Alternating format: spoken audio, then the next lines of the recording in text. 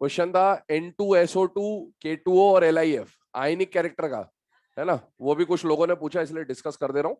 उसमें जब भी आयनिक या कोवलेंट कैरेक्टर का क्वेश्चन है, हमेशा पहले आप क्या देखोगे, मेटल नॉन मेटल और नॉन मेटल नॉन मेटल। तो N2 नॉन मेटल का बॉन्ड है मतलब कोवलेंट होगा, SO2 भी नॉन मेटल का बॉन्ड है मतलब कोवलेंट होगा, LiF मेटल नॉन मेटल है आयनिक है, और K2O भी मेटल नॉन मेटल है आयनिक है। तो LiF और K2O मोर आयनिक और N2 और SO2 लेस आयनिक। पहले तो ये बन गया।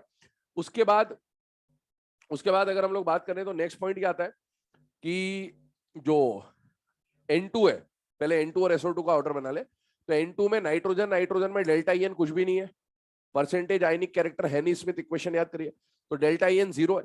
SO2 में थोड़ा बहुत डेल्टा IN आएगा। LiF और K2O इनमें भी आप डेल्टा IN है नहीं, स्मिथ इक्वेशन लगा लें, या फिर आप इवन पोलराइजेशन से कर लें तो भी आंसर आ जाएगा उसमें। फिर इसके अलावा एक शायद वो लीस्ट पोलराइजेबल गैस का एक आया था, तो ये तो सॉल्युबिलिटी में बताया था आपको कि डाउन द ग्रुप जाने पर वाटर में सॉल्युबिलिटी बढ़ती है ना। तो उसमें बोला है लीस्ट पोलराइजेबल मतलब पोलराइजेबिलिटी की बात कर रहा है। और पोलराइजेबिलिटी किस पे डिपेंड करता है, छोटे साइज पे। छोटा साइज होगा तो लेस पोलराइजेबल होगा, बड़ा साइज होगा तो मोर पोलराइजेबल, मतलब एनायन के हिसाब से सोचना है आपको, है ना। कौन सा बेटा, हाँ फजांस रूल के हिसाब से होगा। चले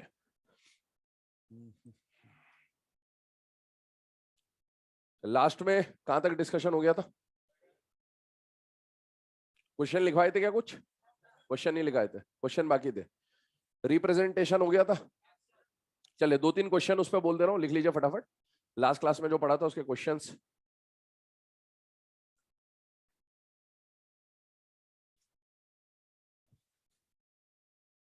प्लेटिनम वाला क्वेश्चन दे दिया था आपको सॉल्व करने के लिए, ना। हाँ ठीक है, चले क्वेश्चन लिखिएगा। विच of the following complex shows maximum conductivity, which of the following complex shows maximum conductivity in aqueous solution? Which of the following complex shows maximum conductivity in aqueous solution? पहला ऑप्शन लिखे PtCl4.6H2O, PtCl4.6H2O। Second लिखे PtCl4.5H2O, अगला लिखे .4H2O, और अगला लिखे .3H2O। First option आ जाएगा, ठीक है। सबसे ज्यादा आयंस इसी में बनेंगे और इसीलिए उसकी जो कंडक्टिविटी होगी सबसे ज्यादा हो जाएगी। सेकेंड क्वेश्चन लिखें इसके बाद,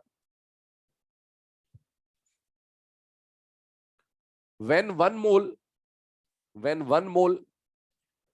of compound X is reacted with excess AgNO3 solution, when 1 mole of compound X is reacted with excess AgNO3 solution, then it produces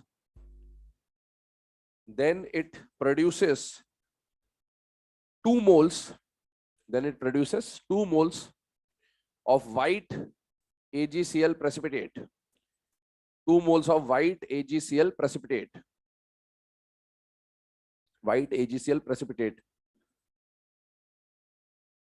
Identify X, है ना। ऊपर वाले ही चारों ऑप्शन है, थर्ड ऑप्शन बिल्कुल सही है। आपको 2 क्लोरीन बाहर रखने और 2 क्लोरीन बाहर किस में रहेंगे, थर्ड वाले ऑप्शन में। PtCl4.4H2O जो है वहां पर 4 पहले तो नॉर्मल अंदर जाएंगे, साथ ही 2 जहरीले अंदर रहेंगे, तो PtH2O4Cl2 और बाहर 2 Cl2 आएंगे, और वो 2 बाहर जो Cl2 है वही AgNO3 के साथ क्या बनाएंगे बेटा, 2 मोल AgCl के प्रेसिपिटेट देंगे। तो correct option will be third, है ना। ऊपर वाले ऑप्शन से करेक्ट ऑप्शन थर्ड हो जाएगा। चलिए ये तो बात हो गई बेटे यहाँ पर सॉल्युबिलिटी वगैरह के बारे में, या कहाँ प्रेसिपिटेट बन रहा था, कंडक्टिविटी की क्या है। अब स्टार्ट कर रहे हैं नया topic, that is IUPAC nomenclature. Heading ला लिएगा IUPAC नॉमेनक्लेचर,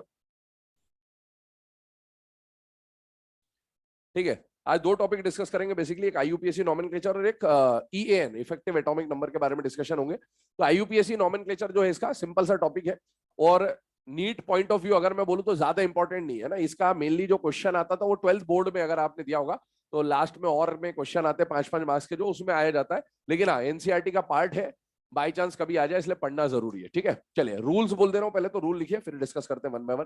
पहला रूल लिखिएगा, like simple salts, like simple salts, in complex salts also, in complex salts also, name of cation, name of cation is written first, name of cation is written first, followed by the name of anion, followed by the name of anion.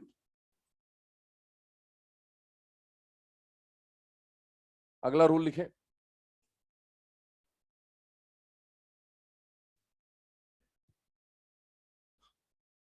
in case of complex ion, in case of complex ion, name of ligand, name of ligand is, name of ligand is written first, followed by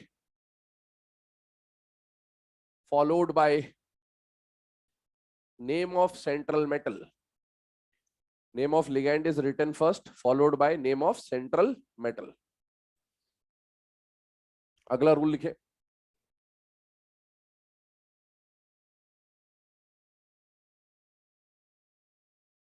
if any ligand is repeated, if any ligand is repeated more than once,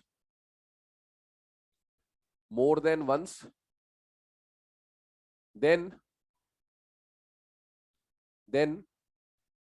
use prefix,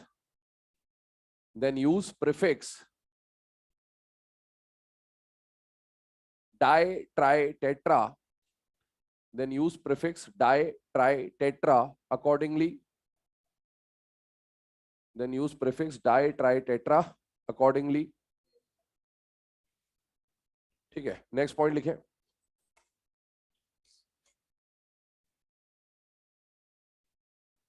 if the name of ligand, if the name of ligand already contains, if the name of ligand already contains di-tri-tetra, if the name of ligand already contains di-tri-tetra, or if the ligand is organic ligand, or if the ligand is organic ligand, or if the ligand is organic ligand, use bis tris tetra kiss accordingly, है ना। किस में एक ही S लगाना, भावनाओं में मत बह जाना, ठीक है। बिस ट्रिस टेट्रा किस अकॉर्डिंगली, हाँ एक ही साथ है बेटा, टेट्रा किस 4 किस ऐसा है ना, हाँ। चले टेट्रा किस अकॉर्डिंगली, ठीक है। ये जो ऑर्गेनिक लिगेंड वाला लिखा है इसमें सब कुछ चलेगा, सिर्फ एक बात ध्यान रखनी है आपको, ऑक्सिलेटो कभी भी आ जाए तो ऑक्सिलेटो को आप ऑर्गेनिक लिगेंड में कंसिडर नहीं कर रहे होंगे, है ना, क्योंकि वहां पर हाइड्रोकार्बन वाला पार्ट नहीं है, वहां सिर्फ C2O4 है, तो आप उसको इसमें कंसिडर नहीं करेंगे। मतलब ऑक्सिलेटो अगर आ रहा है तो आप उसके लिए क्या यूज करेंगे, डाई ट्राई टेट्रा। और ऑक्सिलेटो के अलावा बाकी जो हमने किलेटिंग लिगेंड पढ़े थे सारे, चाहे वो DMG रहा हो, चाहे वो ग्लाइसिनेटो रहा हो, चाहे वो एसिटाइल एसिटेनेटो रहा हो। एसिटाइल एसिटेनेटो याद करिए स्ट्रक्चर, उसमें CH2 CH3 CO वगैरह के ग्रुप आ रहे थे। साथ ही साथ ग्लाइसिनेटो के नाम में डाई ट्राई टेट्रा नहीं है, लेकिन उसमें भी CH2 COOH NH2 वाला पार्ट था, मतलब वो भी ऑर्गेनिक लिगेंड है। तो आप ऑक्सिलेटो को छोड़कर बाकी जितने भी किलेटिंग लिगेंड आपके थे वो सारे क्या माने जाएंगे बेटा, ऑर्गेनिक लिगेंड माने जाएंगे। मतलब सिर्फ ऑक्सिलेटो के लिए आप डाई ट्राई टेट्रा लिखेंगे और बाकी सबके लिए आपको क्या लिखना होगा, बिस ट्रिस टेट्रा केस, है ना। किसकी बात कर रहा हूं, बाइडेंटेट ट्राइडेंटेट टेट्रा, मोनोडेंटेट की बात नहीं हो रही यहां पर, ठीक है। चलिए आगे लिखें, अगला rule,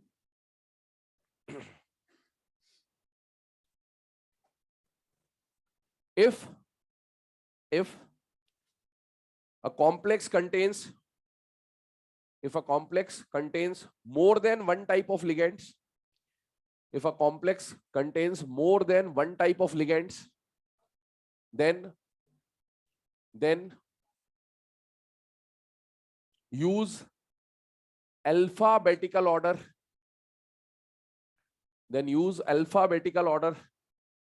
for naming,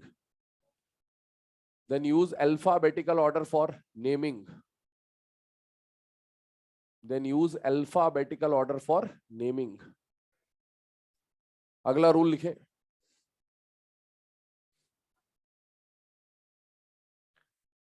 after the name of ligand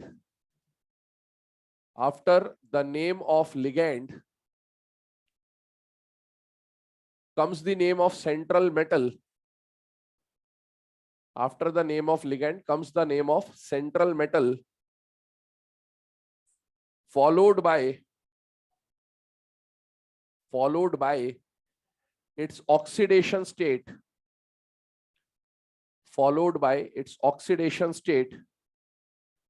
in Roman numbers,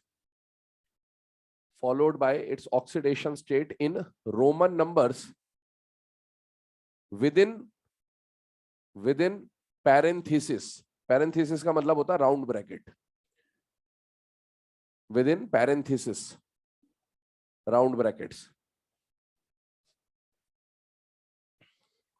its oxidation state is written in Roman numbers within parenthesis. ठीक है, और इसके बाद अगला रूल लिखे, if central metal belongs to neutral और कैटायनिक कॉम्प्लेक्स, भाई सेंट्रल मेटल हमेशा कहां होगा, डब्बे के अंदर, डब्बे को क्या बोलेंगे, कॉम्प्लेक्स। अब कॉम्प्लेक्स तीन तरह के हो सकते हैं, कॉम्प्लेक्स कैटायनिक हो सकता है, कॉम्प्लेक्स न्यूट्रल हो सकता है और कॉम्प्लेक्स एनायनिक हो सकता है।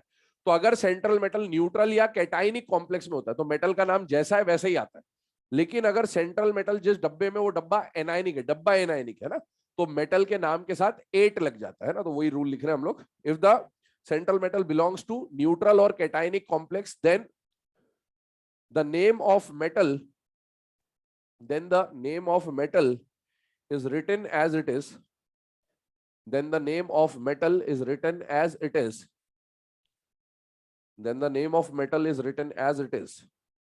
full stop। और लास्ट रूल लिखे, if central metal belongs to anionic complex, if central metal belongs to anionic complex, then suffix 8 ate is used, with central metal,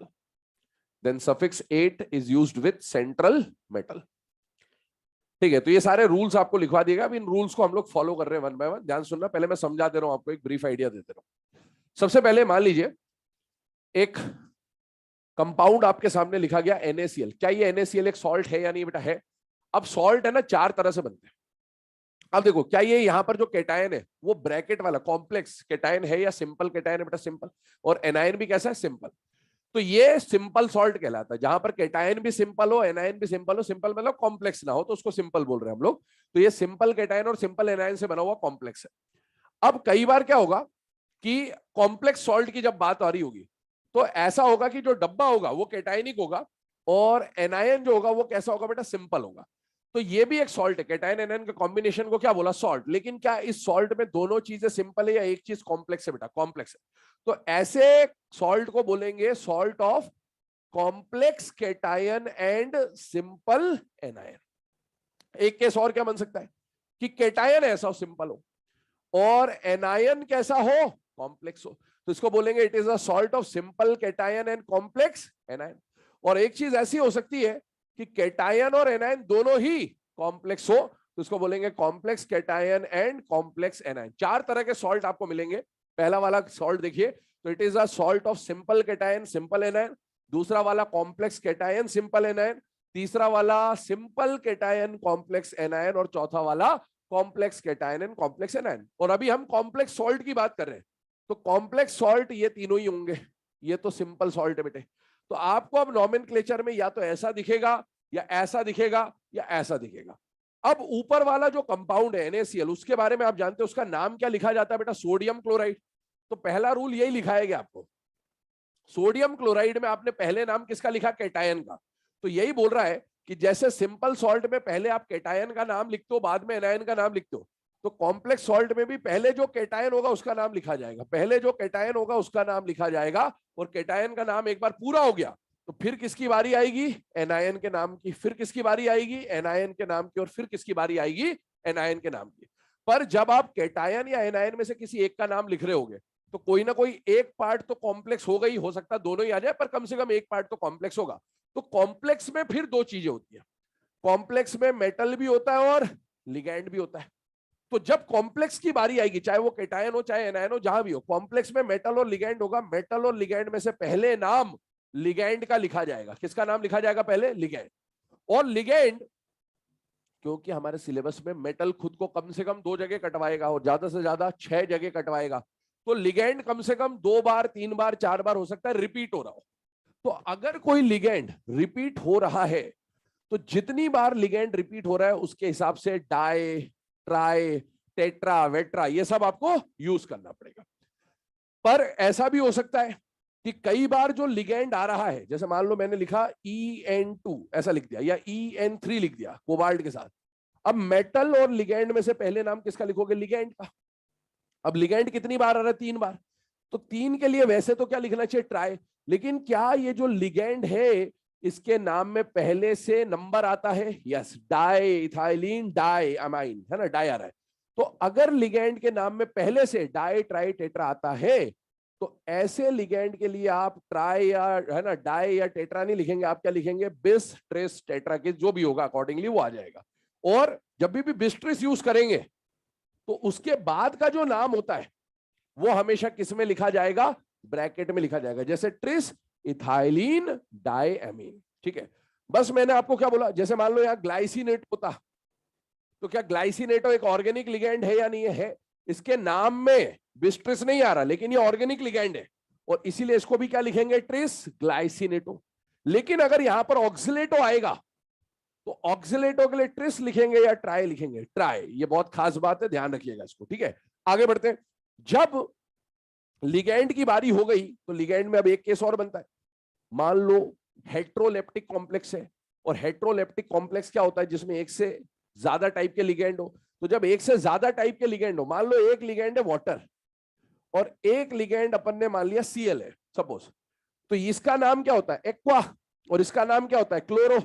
तो जब एक से ज्यादा टाइप के लिगैंड, भाई मेटल से पहले लिगैंड का नाम आएगा, लेकिन लिगैंड अगर एक ही होता तो कोई दिक्कत नहीं होती। अब 2 टाइप के लिगैंड आ गए तो पहले किसका नाम लिखे?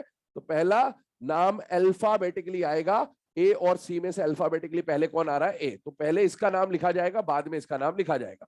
फिर एक और बात आती है, मान लो एक्वा जो था वो 4 बार था और मान लो क्लोरो जो था वो 2 बार था, तो इसका नाम क्या बनेगा? डाइक्लोरो। और इसका नाम क्या बनेगा? Tetra aqua. तो अब आप अल्फाबेटिकल नंबर कैसे डिसाइड करेंगे? पहले किसका नाम लिखा जाएगा? एक्वा वाले का या क्लोरो वाले का? एक्वा वाले का ही लिखा जाएगा। ये जो नंबर आपने लिखा है टेट्रा और डाई, इसका अल्फाबेट से आप नंबरिंग डिसाइड नहीं करेंगे, इसको अल्फाबेटिकल नंबरिंग में काउंट नहीं किया जाएगा। हमेशा अल्फाबेटिकल काउंटिंग में सिर्फ लिगैंड का नाम कंसिडर किया जाएगा। अब एक बार लिगैंड का नाम हो गया तो लिगैंड के नाम के बाद किसकी बारी आएगी? मेटल की। मेटल का नाम 2 तरह से आ सकता है, या तो कोबाल्ट या फिर कोबाल्टेट, एट भी आ सकता है। अगर जो डब्बा है वो कैटायनिक या न्यूट्रल है तो मेटल का नाम जैसा है वैसा आएगा। लेकिन अगर जो डब्बा है वो एनायनिक है तो मेटल के नाम के साथ 8 आएगा। और ये सब हो जाने के बाद पैरेंथेसिस में रोमन नंबर्स में आपको इसका जो भी ऑक्सीडेशन स्टेट हो 1 2 3 4 जो भी हो वो लिखना होगा। इस तरह से पूरी नेमिंग के रूल्स जो है आपको बताएगा। अब इसको हम स्टार्ट करते हैं, रूल्स को जो भी आपको बताएगा इसको सॉल्व करते हैं 1 बाय 1। देखिए आपके सामने कॉम्प्लेक्सेस लिखे हुए कई तरह के, जिसमें है ना बेसिकली क्या क्या क्वेश्चन फ्रेम हो सकते हैं वो देख रहे हैं हम लोग। सबसे पहला जो कॉम्प्लेक्स है उसको देखिए, पहले तो टाइप पहचानिए, 4 तरह के सॉल्ट आपको बताए, simple cation, simple anion, complex cation है। तो ये देखिए, आप अब एक चीज और आ सकती मन में कि सर हमें कैसे पता चलेगा कौन कैटायन है कौन एनायन है? तो जो पहले लिखा है वो कैटायन है और जो बाद में लिखा है वो एनायन है। और पूरे डब्बे को एक ही पार्ट मानोगे, तो अगर डब्बा पहले मतलब ये कैटायन है और यहां पर डब्बा पहले नहीं है बाद में मतलब ये डब्बा एनायन है। तो अब आप देखो ये क्या कहला रहा है, कॉम्प्लेक्स कैटायन है या सिंपल कैटायन है? Simple cation. और ये क्या है? Complex anion. इस वाले सॉल्ट को देखें तो ये क्या है? Complex cation plus simple anion. इसको आप देखें तो ये क्या है? Simple cation and complex anion. इसको देखें ये क्या है? न्यूट्रल कॉम्प्लेक्स है, क्योंकि इसके ना पहले कुछ है ना इसके बाद कुछ है और इस पे चार्ज क्या है? 0। तो ये कैसा कॉम्प्लेक्स है? न्यूट्रल। अगला केस देखें, ये कॉम्प्लेक्स है पर इस पे चार्ज है, तो ये क्या है? एनायनिक कॉम्प्लेक्स है। अच्छा, अगर एनायनिक कॉम्प्लेक्स है तो मेटल का नाम एज इट इज या 8 के साथ? 8 के साथ। अगर न्यूट्रल कॉम्प्लेक्स है तो मेटल का नाम एज इट इज। ठीक है, ये बात आ जाएगी। इस तरह से आप सॉल्व करेंगे। अब इधर आइए, इस वाले केस को देखिए, यहां पर 2 डब्बे हैं तो कैटायन भी कॉम्प्लेक्स है और एनायन भी कॉम्प्लेक्स है। यहां पर भी cationic complex plus anion complex anion, complex cation and complex anion, ये वाला केस आ गया। अब आगे बढ़ते हैं नेमिंग पे। पहले नाम किसका लिखेंगे बेटा? कैटायन का।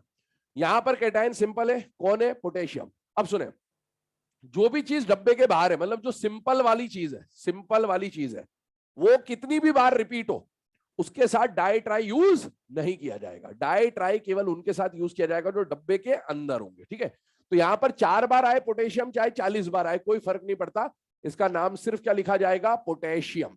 अब कैटायन के बाद बारी आएगी एनायन की, पर एनायन कॉम्प्लेक्स है, कॉम्प्लेक्स में मेटल और लिगैंड 2 चीजें होंगी। मेटल और लिगैंड में से पहले नाम लिगैंड का। लिगैंड कौन है? साइनो। साइनो भी लिख सकते हैं, साइनाइडो भी लिख सकते हैं। कितनी बार आ रहा है? 6 बार, तो हेक्सा साइनो बोला जाएगा। तो पोटेशियम हेक्सासाइनो। और ये कॉम्प्लेक्स जो है वो एनायन है, तो मेटल का नाम 8 के साथ आएगा, मतलब आयरन या फेरेट? फेरेट। और इसका ऑक्सीडेशन स्टेट अगर आप निकालेंगे 2 है, तो रोमन नंबर में विद इन ब्रैकेट्स आपने इस तरह से लिख दिया। इधर आइए, पहले नाम कैटायन का, कैटायन क्योंकि कॉम्प्लेक्स है, मेटल और लिगैंड में से पहले नाम लिगैंड का कितनी बार आ रहा है? 4 बार। टेट्रा एमाइन कॉपर, स्टेट 2 है इसकी यहां पर। और साथ में इधर देखो, इसको क्या लिखोगे? सल्फेट लिखोगे या सल्फेटो लिखोगे? सल्फेट 8, क्योंकि ये लिगैंड नहीं है, ये आयन है। अगर ये अंदर होता तो क्या नाम बनता? सल्फेटो। पर अभी ये बाहर है तो इसका नाम क्या बनेगा? सल्फेट। आइए थर्ड वाले पे, इसको देखें कंपाउंड को जरा ध्यान से। जब मेटलर्जी हम लोग पढ़ेंगे तो मेटलर्जी में फ्लक्स नाम की चीज आती है, वहां पर एक न्यूट्रल फ्लक्स यूज होता है, हॉल हेरोल्ड प्रोसेस, Al2O3 का जो प्रोसेस होता है।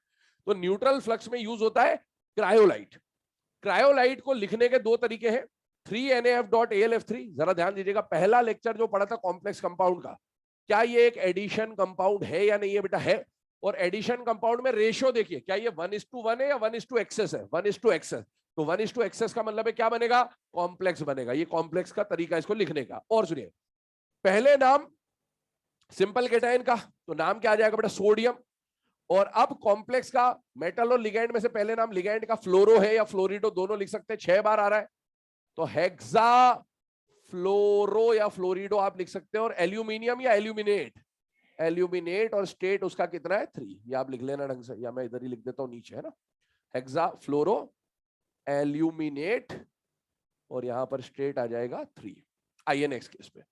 अब यहां पर देखिए, न्यूट्रल कॉम्प्लेक्स है। न्यूट्रल है तो पहले नाम किसी का भी क्या? कॉम्प्लेक्स ही तो है। मेटल और लिगैंड में से पहले नाम किसका आएगा? लिगैंड का। कौन है बेटा? कार्बोनिल। कितनी बार आ रहा है? 4 बार। तो टेट्रा कार्बोनिल। और मेटल का नाम एज इट इज आएगा, तो निकल। और स्टेट कितना है बेटा? 0। आइए नेक्स्ट वाले पे, एनायनिक कॉम्प्लेक्स है, 4 बार क्लोरो आ रहा है, तो क्या लिखेंगे? टेट्रा क्लोरो प्लैटिनम या प्लैटिनेट? प्लैटिनेट। और स्टेट प्लैटिनम का या 2 है। और साथ में लास्ट में लिखोगे आयन। ये बात ध्यान रखिएगा। क्या हो रहा था अभी तक, ये मतलब इसको छोड़कर, 5th को छोड़कर बाकी जितने भी कंपाउंड आपके सामने वो सब न्यूट्रल कंपाउंड है। तो न्यूट्रल कंपाउंड में आपको अलग से कुछ भी नहीं लिखना, लेकिन ये कंपाउंड न्यूट्रल नहीं है, ये आयन है, इसीलिए इसके साथ में क्या लिखा जाएगा? आयन भी लिखा जाएगा। ठीक है, आइए नेक्स्ट 6th कंपाउंड देखें, K2HgI4। इसको बोलते हैं नेस्लर्स रिएजेंट, ये कॉमन नाम है इसका। और ये नेस्लर्स रिएजेंट कहाँ यूज होता है? तो ऑर्गेनिक केमिस्ट्री में आप थोड़ा बहुत देखते हैं, तो जब अमोनिया का टेस्ट या अमोनिया से रिलेटेड कंपाउंड्स का टेस्ट आप पढ़ते हैं डिटेक्शन वगैरह में, तो K2HgI4 जो कि नेस्लर्स रिएजेंट है, इसका यूज किया जाता है। अब इसका नेम देखें तो पहले तो पोटेशियम आ जाएगा क्योंकि सिंपल वाला है। अब आयोडीन कितने हैं? 4, तो पोटेशियम टेट्रा आयोडाइडो या आयोडो दोनों में से कुछ भी लिख सकते हो। और मर्क्यूरी या मर्क्यूरेट, मर्क्यूरेट, और मर्क्यूरेट के साथ इसका स्टेट आ जाएगा 2। आइए अगला वाला कंपाउंड देखें। अब इस नेक्स्ट कंपाउंड में दिक्कत क्या आएगी वो समझिएगा। पहले तो आप है ना Na2 तो लिख दोगे डायरेक्टली, कोई दिक्कत नहीं। सोडियम ये लिख दिया आपने, यहां तक कोई दिक्कत नहीं। अब जैसे ही आपने कैटायन का नाम लिख के एनायन पे आए, अब एनायन में मेटल और लिगैंड में से पहले नाम लिगैंड का, पर लिगैंड दो तरह के हेट्रोलेप्टिक कॉम्प्लेक्स है, तो एक साइनो है और एक एनो है। एनो खुद दो तरह का होता है, एनो न्यूट्रल भी होता है और एनो पॉजिटिव भी होता है। और मैंने आपको बोला है कि एनो पे कुछ लिख के नहीं देता है आपको। और कैटाइनिक और न्यूट्रल में से जनरली कौन लेके चलेंगे? न्यूट्रल। पर कैटाइनिक आपके सिलेबस में दो जगह काम आएगा, ये मैं बोल चुका हूं आपको शुरू में, और वो यहां आएगा। दो कॉम्प्लेक्स में एनो कैटाइनिक होगा, एक सोडियम नाइट्रोप्रोसाइड और एक ब्राउन रिंग कॉम्प्लेक्स। ये आपको याद होने चाहिए बिल्कुल। और ये फॉर्मूला याद रखना है कि ये फॉर्मूला किसका है? सोडियम नाइट्रोप्रोसाइड का। क्योंकि अगर प्लस लगा के दिया तो बहुत अच्छी बात है, पर नहीं लगाया तो आपको खुद समझ में आना चाहिए कि अगर ये फॉर्मूला है तो यहां पर एनओ पे क्या आएगा बेटा? प्लस आ रहा होगा। अब देखिए, एक है साइनो, एक है नाइट्रोसिलियम, तो अल्फाबेटिकली सी पहले आएगा और 5 बार आ रहा है, तो सोडियम पेंटासाइनो नाइट्रोसिलियम या नाइट्रोसोनियम, दोनों में से कुछ भी लिख सकते हैं। नाइट्रोसोनियम लिख दिया। और आयरन के बदले क्या लिखेंगे बेटा? फेरेट, और साथ में उसका स्टेट यहां पर है 2, तो ये इसका नाम आ जाता है। आइए नेक्स्ट वाले केस पे, Na3COOX3, पहले नाम सिंपल वाले पार्ट का बेटा, तो सिंपल वाला पार्ट है सोडियम। अब मेटल और लिगैंड में से पहले नाम लिगैंड का कौन है बेटा? OX। कितनी बार आ रहा है? 3 बार। ट्रिस या ट्राई? ट्राई, बहुत इंपॉर्टेंट बात है, याद रखिएगा। ट्राई ऑक्जेलेटो और कोबाल्टेट, और स्टेट है 3। आइए नेक्स्ट वाले पे, COEN2Cl2Cl। पहला पार्ट अगर आप देखें तो ये कैटायन है, इसी का नाम पहले लिखेंगे। और मेटल और लिगैंड में से पहले नाम लिगैंड का, पर लिगैंड दो टाइप के हैं, तो पहले alphabetically order. This is ethylene E, this is chloro C, alphabetically chloro. कितनी बार आ रहा है? 2 बार। तो डाई क्लोरो और बिस, बिस आएगा, और बिस लिखा है तो ब्रैकेट में नाम आएगा, bis ethylene diamine, ethylene diamine, single m वाला है ना। और ये नाम आ गया। फिर मेटल का नाम आ गया कोबाल्ट, कोबाल्ट का स्टेट यहां पर 3 है। ये कैटायन का नाम खत्म हुआ। अब नाम आएगा एनायन का, एनायन का नाम क्लोरो, क्लोरिडो या क्लोराइड, क्लोराइड, क्योंकि ये एनायन है सिम, तो यह नाम आ जाएगा क्लोराइड। एक और बात ध्यान दीजिएगा, एनसीईआरटी में कई जगह पर जैसे इथाइलिन डायमीन है, तो इसका आयुपैक नेम दे रखा है, इथाइलिन डायमीन के बदले इथेन 1,2 डायमीन लिखा हुआ है। तो कभी इथाइलिन डायमीन के बदले इथेन 1,2 डायमीन आ जाए तो समझ जाइएगा किसकी बात हो रही है, इथाइलिन डायमीन की, क्योंकि वो इसका आयुपैक नेम होगा। ठीक है, आगे बढ़ते अगले वाले केस की तरफ चलिए। पहले इसको देख लेते हैं, दो इसको 12th वाले केस को, फिर 10th और 11th बाद में देखते हैं। इसको समझिएगा, ये वाला जो केस है ये आपके सिलेबस का नहीं, पहली बात है ना, तो अपने को पता होना चाहिए क्या पढ़ना है क्या नहीं पढ़ना है, बट मॉड्यूल में और यहाँ के पेपरों में मिल जाएगा, इसलिए करवा दे रहे हैं। तो ये कॉम्प्लेक्स में भी एक तरह का कॉम्प्लेक्स वाला केस है। अब देखिए, ये डब्बा जो है ये कॉम्प्लेक्स कैटायन है, और जो बाद में लिखा है वो कॉम्प्लेक्स एनायन है। अब इसमें पहली चीज आपको निकालनी आनी चाहिए, चार्ज, मेटल का ऑक्सीडेशन स्टेट। एक सल्फेट पे -2 होता है, तो 2 सल्फेट पे -4। इसको बैलेंस करने के लिए इस डब्बे पे क्या आएगा? +4, समझना। अब +4 बचाना है सब कुछ कैंसिल करने के बाद। En पे 0 चार्ज होता है, En पे 0 चार्ज होता है। NO2 प्लस या माइनस, माइनस, कुछ नहीं हो तो माइनस लेके चलोगे, मैं बोल चुका हूं। और OH पे -2 है, -2 हटाने के बाद भी +4 बच रहा है, मतलब ओवरऑल +6 होना चाहिए, ओवरऑल +6 होना चाहिए, तभी तो -2 हटाएंगे तब +4 बचेगा। वो +6 कितने कोबाल्ट में बांटना है? 2 में, तो एक कोबाल्ट का स्टेट आएगा +3, पहली बात। ठीक, आगे सुनिएगा, दूसरी बात समझे, इसमें ये NO2 या OH जो दिख रहा है आपको, ये एक कोबाल्ट से जुड़ा है या दो कोबाल्ट से जुड़ा है? दो। तो जब हम ब्रिजिंग वाला बॉन्ड पढ़ते थे B2H6, तो ऐसे ही कुछ तो होता था। ऐसे वाले एटम को हम लोग क्या बोलते थे? Bridge atom. जो दो सेंट्रल एटम के बीच में बॉन्ड बना दे उस एटम को क्या बोलते? Bridge atom. तो यहां पर दो सेंट्रल मेटल के बीच में जो बॉन्ड बना दे उसको क्या बोलेंगे? कौन सा लिगैंड बोलेंगे? ब्रिजिंग लिगैंड बोलेंगे। तो ये जो लिगैंड आपको दिख रहा है NO2 या OH, NO2 या OH, इसको बोला जाएगा ब्रिजिंग लिगैंड। और ये जो ब्रिजिंग लिगैंड है इसको रिप्रेजेंट करा जाता है म्यू से। अगर किसी लिगैंड के साथ म्यू करके, जैसे इसका नाम है नाइट्राइटो या हाइड्रोक्सो, तो म्यू नाइट्राइटो या म्यू हाइड्रोक्सो लिखा हो हाइफन से सेपरेट करके, इसका मतलब है वो लिगैंड किसकी तरह काम कर रहा है? ब्रिज की तरह काम कर रहा है। अब आगे सुनिएगा, इसके नेमिंग के कई सारे रूल्स होते हैं, अलग अलग तरीके से नेमिंग हो सकता है। मतलब एक ही कंपाउंड को आप 3-4 तरीके से लिख सकते हो। लेकिन फिर से बोल रहा हूं, आपके सिलेबस का ज्यादा इंपॉर्टेंट पार्ट नहीं है, इसलिए मैं दो नाम के तरीके आपको समझा देता हूं। पहली बात, इधर से चलिए, ऐसे सीधे सीधे बढ़ते जाइए और नाम लिखते जाइए। जैसे यहां पर सबसे पहले आए, कौन मिल रहा है? इथाइलिन, डायमीन और कोबाल्ट। मेटल और लिगैंड में से पहले नाम लिगैंड का कितनी बार आ रहा है? 2 बार। डाई या बिस? बिस। और नाम क्या है? Ethylene diamine. तो पहला तो इसका नाम बना बिस इथाइलिन डायमीन। और मेटल का नाम क्या है? कोबाल्ट। और कोबाल्ट का स्टेट अभी बताया था 3 है, यहां पर ये निकल गया। अब यहां तक का नाम हो गया, आगे बढ़ जाइए। NO2 और OH, ऐसे बढ़ते जा रहे, ब्रिज आ गए 2, क्योंकि 2 लिगेंड है तो अल्फाबेटिकली डिसाइड करोगे आप। अल्फाबेटिकली OH पहले आएगा, हाइड्रोक्सो, और वो है नाइट्राइटो।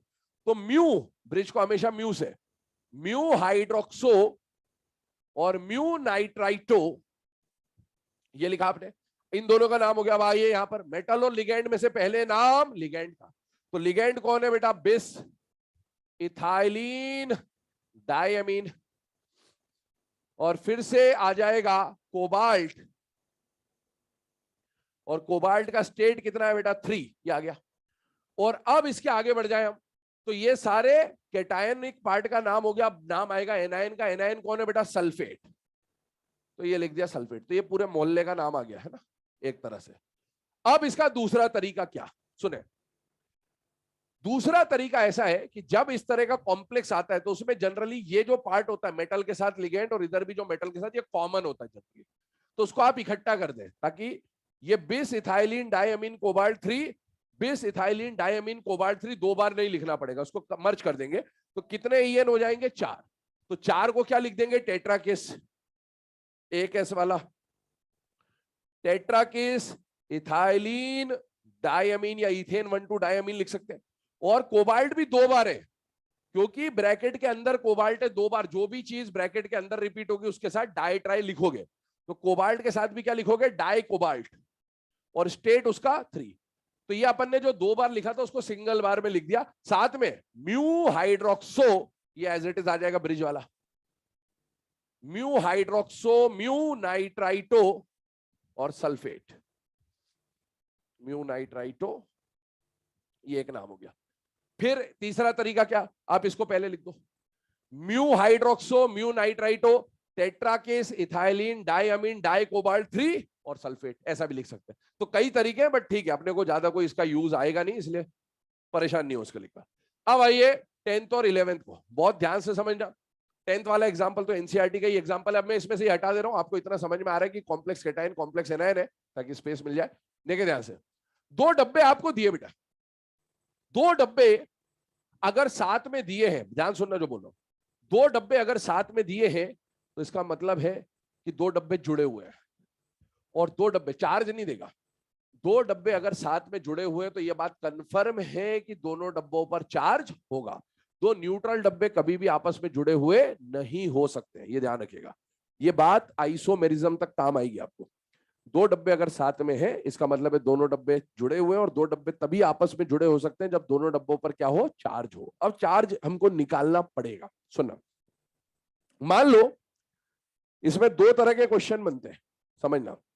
मान लो मैंने यहां 2 और यहां 3 दिया होता आपको, यहां 2 और यहां 3 दिया होता आपको, तो क्या आपको समझ में आ रहा है कि ये 3 चार्ज इसका और ये 2 चार्ज इसका है बेटे? समझना है ना, अब इसको लिखना नहीं है, इसको समझिए बस। इसका मतलब है इस पे 3 होता है, इस पे 2 होता है, और जो पहले लिखा है वो कैटायन है और जो बाद में लिखा है वो एनायन है। और क्या इसकी मदद से, क्योंकि मेटल की स्टेट लिखनी पड़ेगी आपको रोमन नंबर्स में, क्या इसकी मदद से आप क्रोमियम का चार्ज निकाल सकते हो क्या? क्रोमियम पे कितना आ रहा है? +3। और इसकी मदद से क्या आप कोबाल्ट का चार्ज निकाल सकते हो क्या? यस, कितना आ रहा है? +4। क्या बात समझ में आ रही है? लेकिन बाय चांस एग्जाम में ये 2 और 3 ना दे, इसका मतलब क्या यहां 1 है और यहां 1 है? इसका मतलब क्या इस पे +1 और इस पे -1 है क्या? नहीं, इसका मतलब है जो चार्ज यहां है वही चार्ज यहां है, रेशो 1:1 आएगा। इसका मतलब यहां +1 -1 हो सकता है, इसका मतलब यहां पर +2 -2 +3 -3 +4 -1 कुछ भी हो सकता है, सेम रहेगा।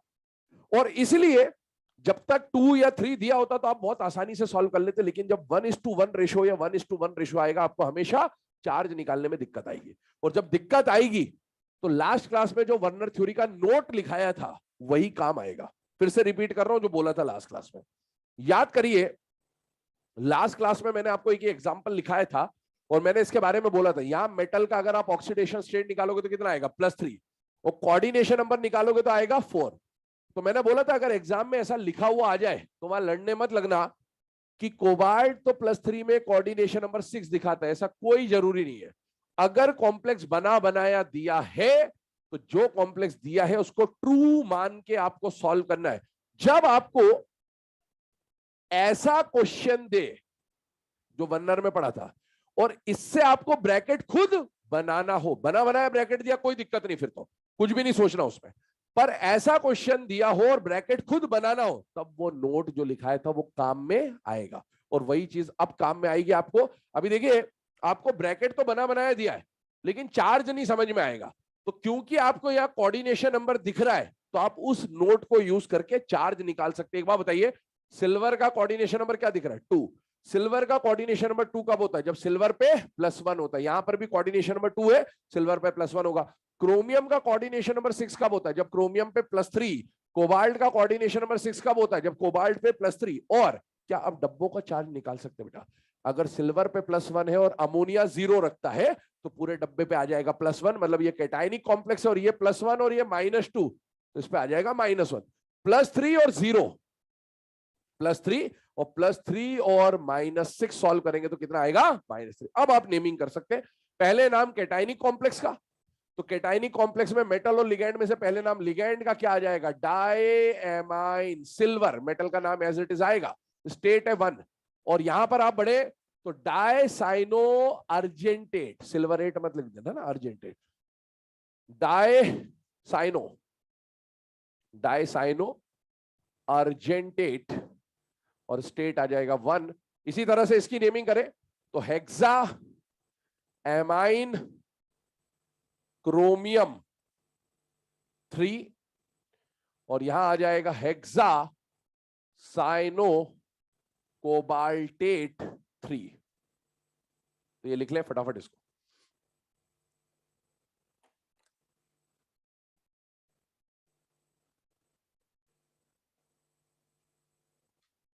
शुरू के जो 2 कॉलम है ये 2 मिनट के बाद साफ कर दिए जाएंगे, 1 से लेकर 7 तक।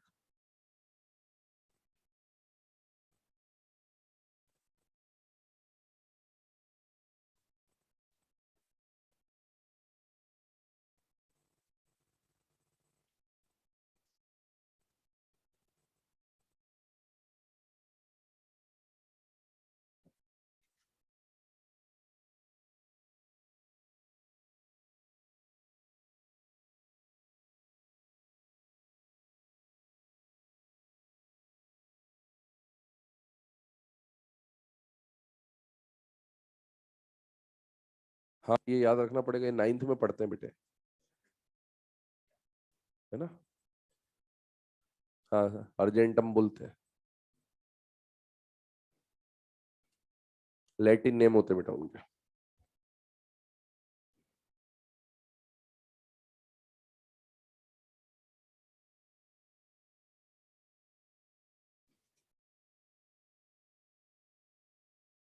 एक मिनट और,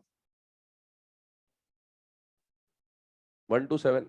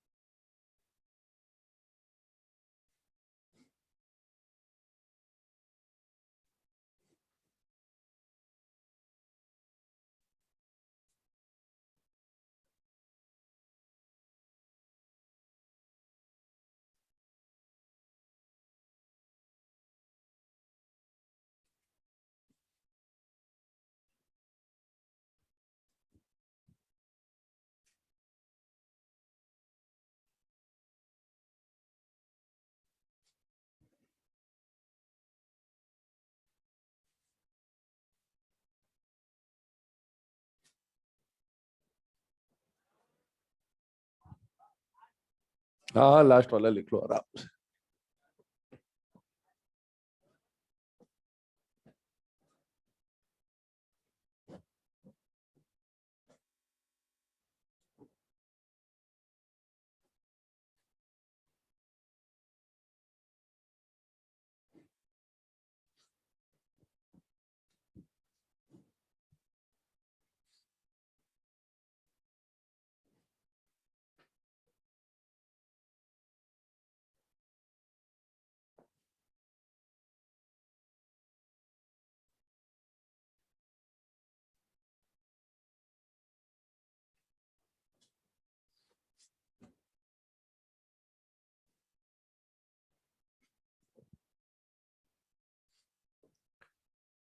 चलिए बेटा ना, हम नेक्स्ट टॉपिक जो स्टार्ट कर रहे हैं that is effective atomic number. ठीक है, टॉपिक छोटा सा है, जैसे आईयूपीएससी नॉमेनक्लेचर है उसी टाइप का टॉपिक है। बस यहाँ पर मैथमेटिकल कैलकुलेशन, आपके पास एक फॉर्मूला रहेगा और उसके थ्रू आपको कुछ कैलकुलेशन करना है, और साथ में कॉम्प्लेक्स कंपाउंड्स में कौन ऑक्सीडाइजिंग एजेंट हो सकता है, कौन रिड्यूसिंग एजेंट हो सकता है, इस तरह के क्वेश्चन भी इसके ऊपर बेस्ड बन सकते हैं। ठीक है, सबसे पहले इफेक्टिव एटॉमिक नंबर क्या है उसकी डेफिनेशन बोल दे रहा हूँ, डेफिनेशन लिख लीजिए, फिर आगे डिस्कस करते हैं।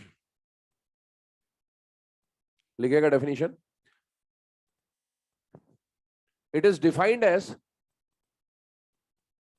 it is defined as the total count of electrons.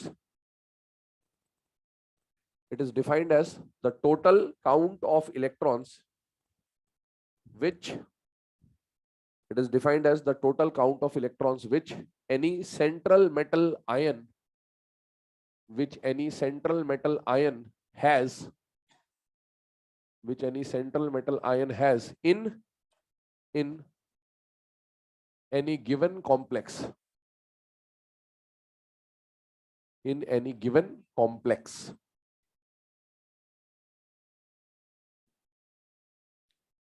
ठीक है, उसके बाद एक फॉर्मूला लिखा है, फॉर्मूला आप नोट डाउन कर ले, फिर नोट का जो पॉइंट है वो भी बोल दे रहा हूँ, लिख ले उसको, फिर डिस्कस करते हैं।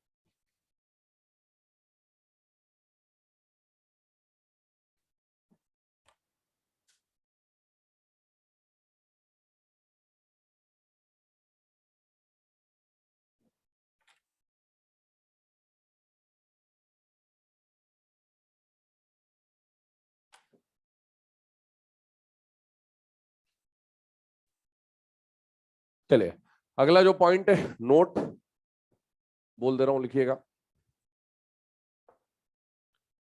According to EAN rule, according to EAN rule, central metal, central metal tries to achieve, central metal tries to achieve next nearest, next nearest inert gas configuration, next nearest inert gas configuration.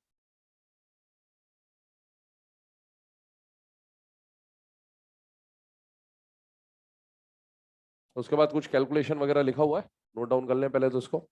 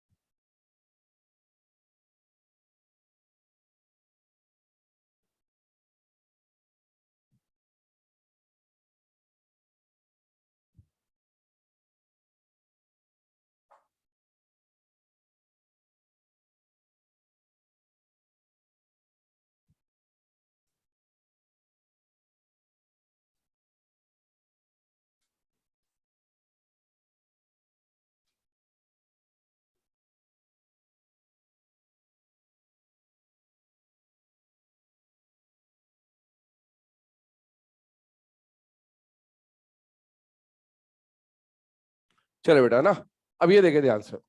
ये जो पूरा topic है इसको discuss कर रहा हूं one by one, समझते जाएगा ध्यान से। ये इफेक्टिव एटॉमिक नंबर क्या है और इसकी जरूरत क्यों पड़ी वो समझने की कोशिश करते हैं पहले तो। देखिए लास्ट क्लास में हमने पढ़ा था वर्नर थ्योरी, और वर्नर थ्योरी में आप ध्यान से देखें तो पहला कंपाउंड जो हमने पढ़ा था वो पढ़ा था COCl6.6NH3। ध्यान सुनना, इस COCl3.6NH3 को बाद में जाकर हमने इस फॉर्म में लिखा था मॉडर्न रिप्रेजेंटेशन में कि ये CONH36Cl3 के फॉर्म में होता है। अब बात ये उठी कि यहां पर कोबाल्ट का प्राइमरी वैलेंसी कितना था बेटा, +3, और जब कोबाल्ट +3 में था तो उसके +3 को बैलेंस किसने कर दिया था, Cl के -3 ने टोटल। तो जब कोबाल्ट का +3 में स्टेट बैलेंस हो चुका था पहले ही, तो उसको क्या जरूरत पड़ी, आखिर जरूरत क्या पड़ी कि वो 6 अमोनिया के साथ भी यहां पर कोऑर्डिनेट बॉन्ड बना रहा था। सबसे पहला क्वेश्चन ये उठा। तो जब ये क्वेश्चन उठा तो इसके पीछे रिसर्च किया गया और रिसर्च का आंसर इलेक्ट्रॉन के काउंट से निकाला गया। देखिए कोबाल्ट का एटॉमिक नंबर क्या होता है बेटा, 27, फॉर्मूला मैच करते जाइएगा इसी से। प्राइमरी वैलेंसी +3, प्राइमरी वैलेंसी +3 होने का मतलब, प्लस आने का मतलब क्या, इलेक्ट्रॉन आए या गए, गए। कितने इलेक्ट्रॉन गए, 3। और जब उसने अमोनिया से बॉन्ड बनाए, कोऑर्डिनेट बॉन्ड बनाए, 6 कोऑर्डिनेट बॉन्ड बनाए, मतलब सेकेंडरी वैलेंसी में कितने इलेक्ट्रॉन मिले उसको, 12, क्योंकि 6 लोन पेयर मिले, इसका मतलब है 12 इलेक्ट्रॉन मिले। तो उसको ऐड किया गया क्योंकि ये गए और ये आए। जब इसको सॉल्व किया तो एक नंबर आया 36। क्या ये इनर्ट गैस का एटॉमिक नंबर होता है बेटा, यस। तो ऐसा माना गया कि जो भी सेंट्रल मेटल होता है वो जब यहां पर ही सेटिस्फाइड था तो उसको 6 अमोनिया से कटने या कटवाने की जरूरत क्यों पड़ी, वो इसलिए पड़ी क्योंकि वो मेटल अपने से ठीक बाद वाली इनर्ट गैस के एटॉमिक नंबर तक पहुंचना चाहता है। 36 याद मत करना, जो भी मेटल है उसके बाद वाला इनर्ट गैस। तो अगर 37 से लेकर 53 वाले मेटल आए तो उनके लिए इनर्ट गैस कौन हो जाएगी, 54, फिर ऐसे 86, ऐसा कुछ भी हो सकता है। तो ऐसा अगर मेटल ने ऐसा कर लिया तो हम बोलेंगे कि उसने effective atomic number rule follow किया है। लेकिन कई बार ऐसा भी होगा कि मेटल कोशिश तो करेगा वहां तक पहुंचने की, लेकिन पहुंच नहीं पाएगा। तो इसका मतलब है वो मेटल के लिए हम लोग क्या बोलेंगे कि वो effective atomic number rule, EAN rule follow नहीं कर रहा। बस इतनी सी बात है, ठीक है। अब आप देखो, इसी को हम लोग कैलकुलेट करेंगे। यहां पर वो जो फॉर्मूला है वो इसी बेसिस पे बना है कि मेटल का जो भी एटॉमिक नंबर होगा उसमें से कितने भी इलेक्ट्रॉन प्लस आया तो लूज हुए होंगे, माइनस आया तो गेन किए होंगे, वो आ जाएगा। और लिगेंड से कितने इलेक्ट्रॉन मिल रहे हैं उसको कटवाने पर वो ऐड करना, टोटल जो काउंट आएगा उसको हम लोग क्या बोल देंगे, इफेक्टिव एटॉमिक नंबर। और सुनिए 4 एग्जांपल आपके सामने है। CONH36Cl3, सबसे पहले मेटल का एटॉमिक नंबर क्या है बेटा, 27। सिल्वर का एटॉमिक नंबर पता होना चाहिए 47। मैं जानता हूं आधों को अभी याद नहीं होगा कि 47 है, क्योंकि लिखा हुआ तो पता चल गया, वरना नहीं आता, ठीक है। हाँ, सिल्वर का एटॉमिक नंबर 47 है, निकल का एटॉमिक नंबर 28 है, कोबाल्ट का एटॉमिक नंबर 27 है। यहां पर ऑक्सीडेशन स्टेट निकालेंगे तो +3 आएगा। प्लस का मतलब इलेक्ट्रॉन आए या गए, गए। तो 27 में से 3 माइनस किए जाएंगे। यहां पर इसका ऑक्सीडेशन स्टेट +1 है, मतलब 47 में से 1 गया। यहां पर इसका स्टेट 0 है और इसका भी स्टेट 0 है, तो 28 में से कुछ भी नहीं गया, 27 में से कुछ भी नहीं गया। अब लिगैंड से कितने इलेक्ट्रॉन मिल रहे हैं, 6 जगह काटेगा, 2 जगह काटेगा, 4 जगह काटेगा, 4 जगह काटेगा, 6 जगह काटा गया मतलब 12 इलेक्ट्रॉन मिलेंगे बेटे। 2 जगह काटा गया मतलब 4 इलेक्ट्रॉन मिलेंगे, और 4 जगह काटा गया मतलब 8 इलेक्ट्रॉन मिलेंगे। तो जितने इलेक्ट्रॉन सॉल्व किए थे उसमें 12, 4, 8, 8 ऐड कर दीजिए, कुछ नंबर आ गया आपके सामने। अब पहला वाला केस देखिए, मेटल का एटॉमिक नंबर है 27 और इसके जस्ट बाद वाली इनर्ट गैस का एटॉमिक नंबर 36 है। क्या ये वहां तक पहुंच गया, यस। मतलब हम इसके लिए बोलेंगे कि it is following the EAN rule, उसको फॉलो कर रहा है। आगे आइए, सेकेंड वाला 47 के बाद वाला इनर्ट गैस होता है 54। क्या ये 54 तक पहुंचा या पहले रुक गया बेटा, पहले रुक गया। मतलब इसके लिए हम इतना बोलेंगे कि it is not following the EAN rule, इसका स्टेबिलिटी से कोई लेना देना नहीं है। ध्यान रखना बच्चे, इससे सोचते हैं कि अगर यहां पहुंच गया तो स्टेबल हो गया, कोई मतलब नहीं स्टेबिलिटी से। ये सिर्फ रूल फॉलो कर रहा है या नहीं कर रहा है ये देखा जा रहा है, ध्यान रखिएगा। NiCO4 ये कहां पहुंच गया बेटा, 36। 28 के बाद आने वाला इनर्ट गैस 36 होता है या नहीं होता, होता है। मतलब इसने effective atomic number rule follow किया और 27 के बाद इसको 36 तक पहुंचना था, कहां पहुंच गया बेटा, 35 पे पहुंच के रुक गया। इसका मतलब इसने भी effective atomic number rule follow नहीं किया। अब ये तो बात हो गई। अब आइए यहां पर नोट में कुछ पॉइंट्स पे डिस्कशन कर रहा हूं, पहले बता दे रहा हूं पॉइंट्स क्या है, ध्यान सुनना। यहां पर इस डब्बे को देखिए, पहले डब्बे को, ये अपन जितना भी सिलेबस में पढ़ते आ रहे हैं, हर बार बेटा एक डब्बे में एक ही मेटल मिलता है आपको। क्या यहाँ पर एक ही मेटल है? यस, एक ही मेटल है, एक ही मेटल है, एक ही मेटल है। वहां देखिए वो जो डायग्राम उधर लास्ट में Mn2CO10, एक डब्बे में कितने मेटल है? 2। टाइप ऑफ मेटल की बात नहीं हो रही है, नंबर ऑफ मेटल एटम की बात हो रही है। यहाँ एक एक मेटल एटम है, वहां 2 मेटल एटम है। जब किसी डब्बे में एक मेटल एटम होता है तो ऐसे कॉम्प्लेक्स को मोनो न्यूक्लियर या मोनोसेंट्रिक कॉम्प्लेक्स बोलते हैं। क्या बोलते हैं? मोनोसेंट्रिक या मोनो न्यूक्लियर कॉम्प्लेक्स। और अगर एक से ज्यादा आ जाए तो उसको बोलते हैं पॉली न्यूक्लियर या पॉलीसेंट्रिक। अब उसमें बाय ट्राई टेट्रा सब हो सकता है, बट पॉली बोल देंगे, ठीक है। और सुने, ये अभी 2 पॉइंट लिखाएंगे, डेफिनेशन मोनो न्यूक्लियर और पॉली न्यूक्लियर। पहले काम करो, लिखी लो नोट में। फर्स्ट पॉइंट लिखिए, mono nuclear oblique monocentric complex. Mono nuclear oblique monocentric complex.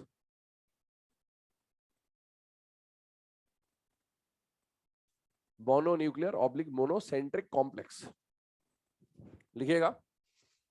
those complexes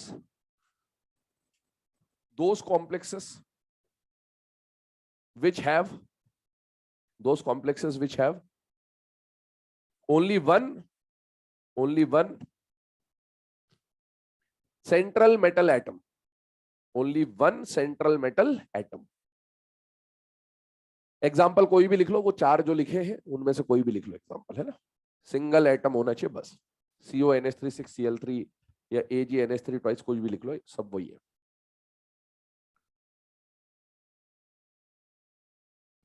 second point note में, poly nuclear oblique polycentric complex. Poly nuclear oblique polycentric complex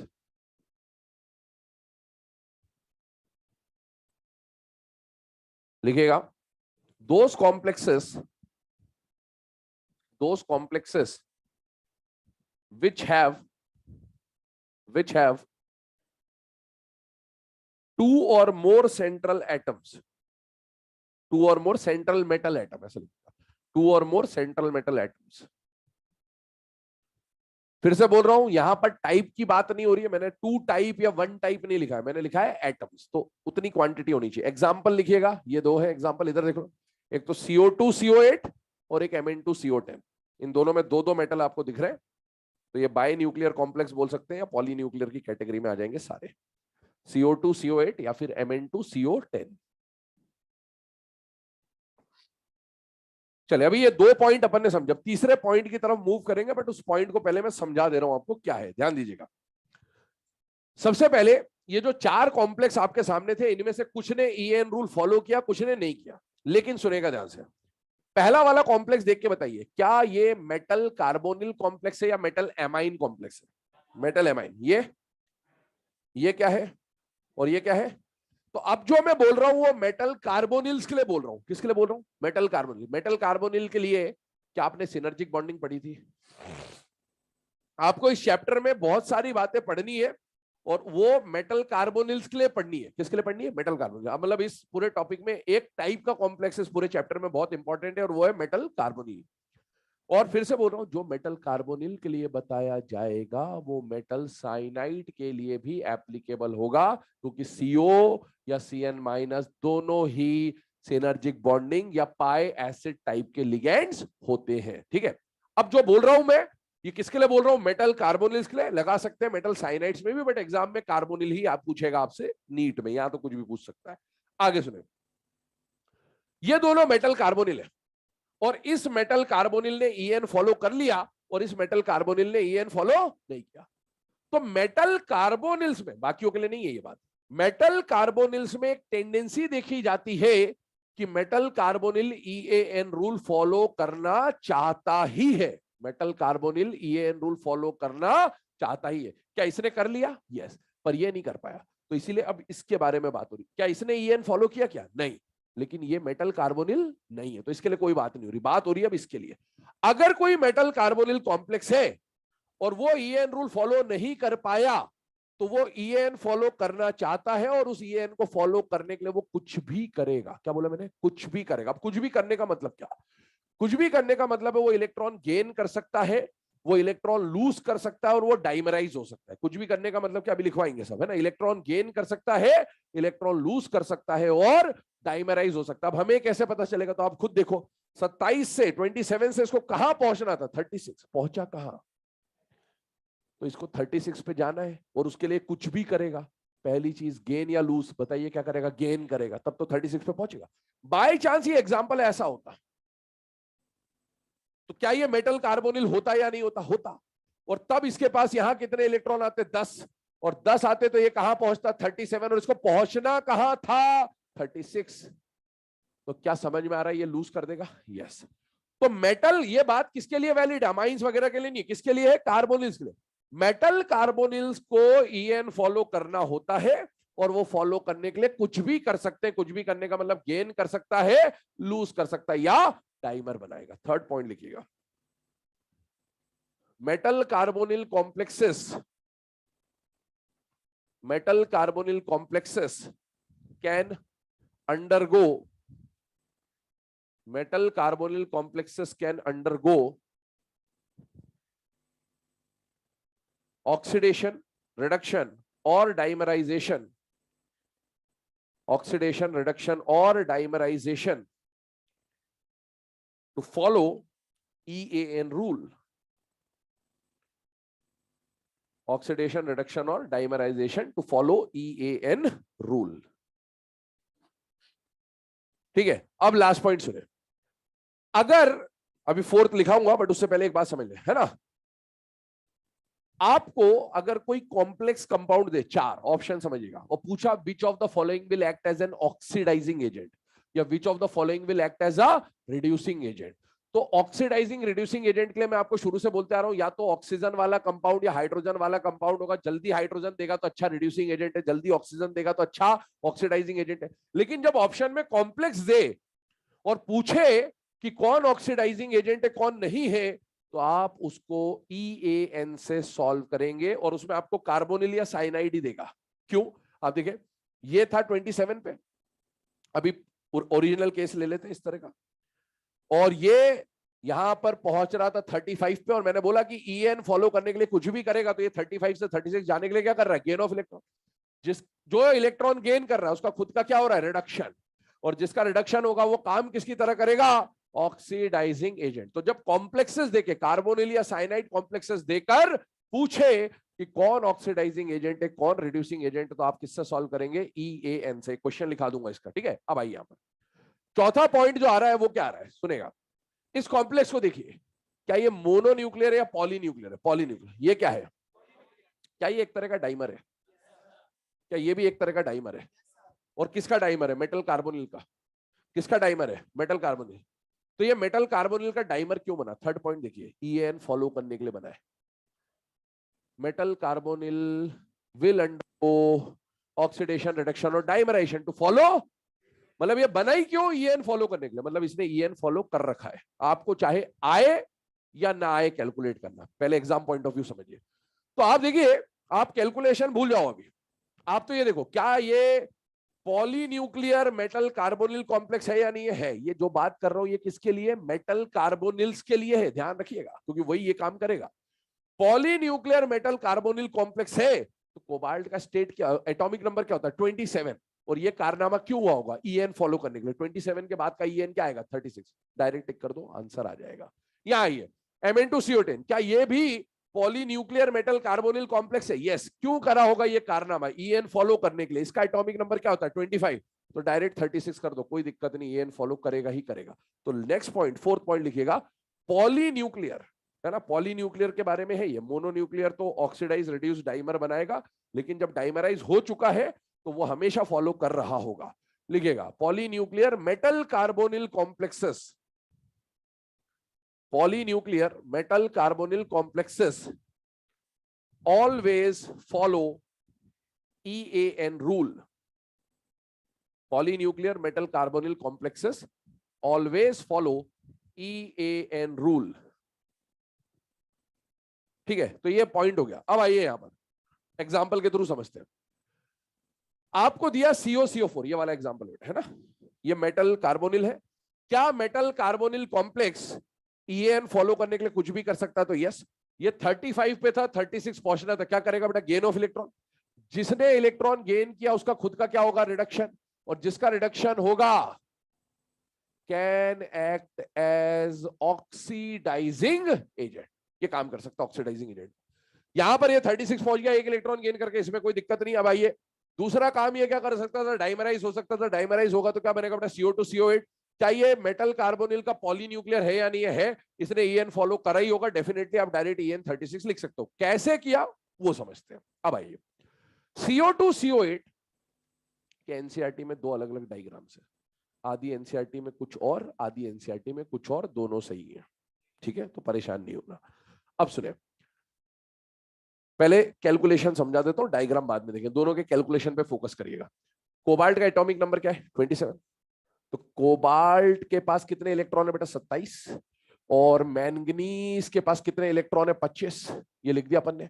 साथ ही साथ यहां पर कोबाल्ट का स्टेट 0 है, यहां पर मैंगनीज का स्टेट भी 0 है। तो atomic number minus oxidation state, atomic number minus oxidation state. अब देखना है electron gain from ligand. Total 2 cobalt पे 8 कार्बोनिल है, तो एक कोबाल्ट पे बराबर बराबर बांटिए। क्या 4 कार्बोनिल आएंगे, यस। 2 Mn पे 10 कार्बोनिल है, तो 1 Mn पे 5 कार्बोनिल आएगा। डायग्राम भूल जाओ, फिर से बोल रहा हूं, आप तो कैलकुलेशन समझिए, क्योंकि इसके 2 डायग्राम है, ऐसा भी बनता है ऐसा भी बनता है, तो इसीलिए डायग्राम नहीं देखो, आप तो कैलकुलेशन समझो। एक कोबाल्ट पे 4 कार्बोनिल है, 4 कार्बोनिल 4 जगह काटेगा, और 4 जगह काटने का मतलब है 4 लोन पेयर देगा, और 4 लोन पेयर में कितने इलेक्ट्रॉन आएंगे, 8। तो बेटा क्या कार्बोनिल से 8 इलेक्ट्रॉन मिल जाएंगे इसको, यस। और जैसे ही 27 में 8 ऐड किया, आप पहुंचोगे यहां, शुरू जहां से करा था वहीं पहुंचोगे। 25 माइनस 0, 1 Mn पे 5 कार्बोनिल आएंगे, 5 कार्बोनिल काटने का मतलब है 10 इलेक्ट्रॉन मिलेंगे, और 10 इलेक्ट्रॉन ऐड करोगे तो वहीं पहुंचोगे 35 पे। अब वो जो 1 इलेक्ट्रॉन की दिक्कत थी, वो हमेशा कहां से पूरी होगी, मेटल मेटल बॉन्ड से। कहां से पूरी होगी, मेटल मेटल बॉन्ड से। जितने भी पॉलीन्यूक्लियर कॉम्प्लेक्सेस बनेंगे उसमें हमेशा जो मेटल है, मेटल का मेटल से बॉन्ड होगा, मेटल का मेटल से बॉन्ड होगा।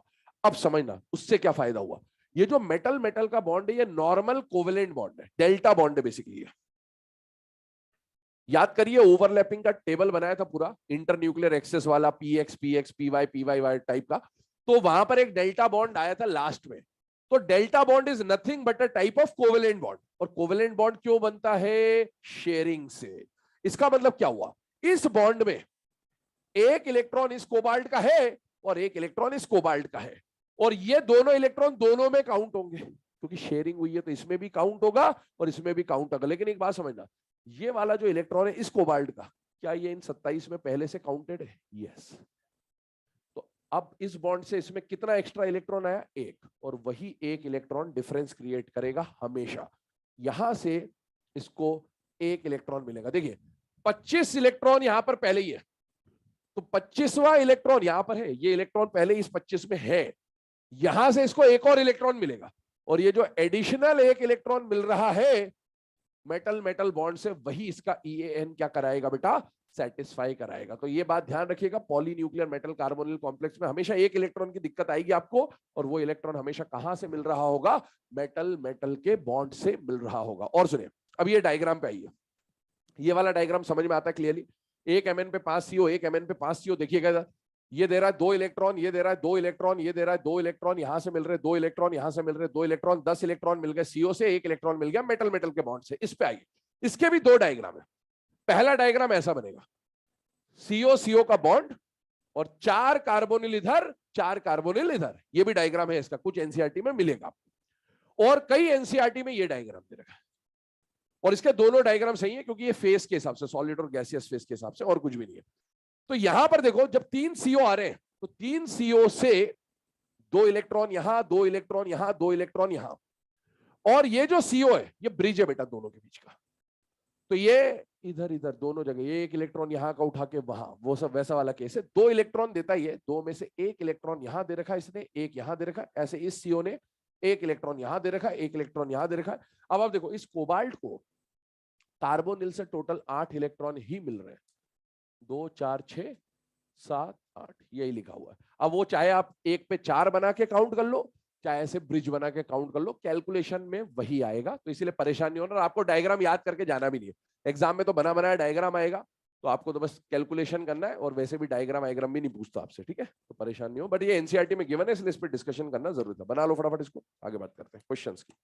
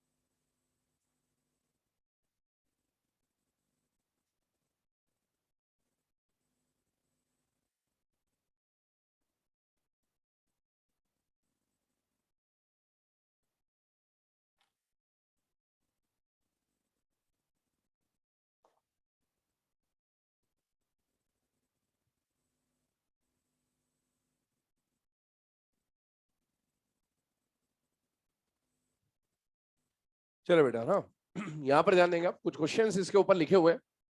पहला वाला जो क्वेश्चन है उसको देखें, तो determine x y z if complex follow EAN rule. आपको सामने 3 कॉम्प्लेक्स लिखे हुए हैं और इसमें आपको ये बोल रखा है कि EAN रूल क्या कर रहा है बेटा, फॉलो कर रहा है, और आपको क्या निकालना है, एक्स वाई और जेड की वैल्यू। तो पहली बात तो EAN रूल पता होना चाहिए कि क्या बोलता है। EAN रूल ये बोलता है कि जो भी मेटल है वो अपने से जस्ट बाद वाली इनर्ट गैस तक पहुंचेगा।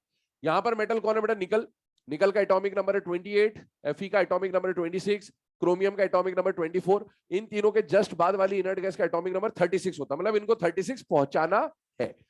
अब बताइए 28 है और 36 जाना है, कितने इलेक्ट्रॉन चाहिए, 8, और 8 इलेक्ट्रॉन के लिए कितने CO लगेंगे, 4। तो ये समझ में आना चाहिए। अब इसको कैलकुलेशन के हिसाब से देखें, तो एटॉमिक नंबर ऑफ निकल is 28, atomic number of Fe is 26, atomic number of chromium is 24। Oxidation state, EN का फॉर्मूला बोलता है atomic number minus oxidation state, minus oxidation state, minus oxidation state plus electron gain from ligand. एक CO 2 electron देगा, एक जगह काटेगा मतलब 2 electron देगा, तो XCO 2x इलेक्ट्रॉन देंगे, ये 2y इलेक्ट्रॉन देंगे, ये 2z इलेक्ट्रॉन देंगे, और इसको सॉल्व करके EAN फॉलो करवाना है, मतलब 36 तक पहुंचाना है इनको। और जब आप ऐसा सॉल्व करेंगे तो मैथमेटिकली आपको मिल जाएगा, यहाँ x का वैल्यू 4 आएगा, y का वैल्यू 5 आएगा और z का वैल्यू 6 आ जाएगा। चलिए आगे नेक्स्ट क्वेश्चन की तरफ चलते हैं। Which of the following acts as an oxidising agent. फिर से सुनिएगा, आपको बोला ऑक्सीडाइजिंग एजेंट, रिड्यूसिंग एजेंट का क्वेश्चन आया और कॉम्प्लेक्स दिए हुए, खासकर मेटल कार्बोनिल या मेटल साइनाइड कॉम्प्लेक्स दिए हैं, तो वहां पर कौन ऑक्सीडाइजिंग एजेंट है, कौन रिड्यूसिंग एजेंट है, सॉल्व होगा EAN से। इसका जब आप EAN निकालोगे, ये यही है NiCO4, तो इसका EAN 36 है। ये FeCO5, ये रहा FeCO5, और ये है CrCO6। तो इसका और इसका EAN फॉलोड है, और ये वाला अभी एग्जांपल हमने करा ही था डाइमर वाला, तो CO 35 पे है, ये 36 पे पहुंचने के लिए मेटल कार्बोनिल कुछ भी करेगा, तो 35 से 36 जाने के लिए 1 इलेक्ट्रॉन गेन करेगा, gain of electron will be reduction and it will work as an oxidising agent. आइए अगले क्वेश्चन पे आते हैं, ध्यान सुनना इस क्वेश्चन को, ध्यान समझना। आपको बोला कैलकुलेट इफेक्टिव एटॉमिक नंबर, और एक कॉम्प्लेक्स दिया, कॉम्प्लेक्स क्या है, FeCO2NO2, है ना। इस पे और भी क्वेश्चन बनते हैं, जैसे कि कितने NO हटा के कितने CO लगा सकते हो, कितने CO हटा के कितने NO लगा सकते हो, वो भी क्वेश्चन बनते हैं, वो डिस्कस करते हैं इसके बाद, ठीक है, सुनिएगा ध्यान से। अभी आप देखिए, इसके लिए सॉल्व करने के वक्त आपके दिमाग में 2 बातें आ सकती है। पहली बात वही NO वाली दिक्कत है कि NO को न्यूट्रल माने या NO को कैटाइनिक माने, बस यही प्रॉब्लम आएगा इसमें। तो पहली बात, मैंने आपको बोला था NO प्लस सिलेबस में 2 ही जगह काम आएगा, एक सोडियम नाइट्रोप्रोसाइड आज पढ़ा, और एक ब्राउन रिंग कॉम्प्लेक्स। ये दोनों में से कोई नहीं है, ये जो है ये दोनों में से कोई नहीं है, मतलब आपको यहाँ NO क्या मानना है, न्यूट्रल मानना है, करेक्ट ये है।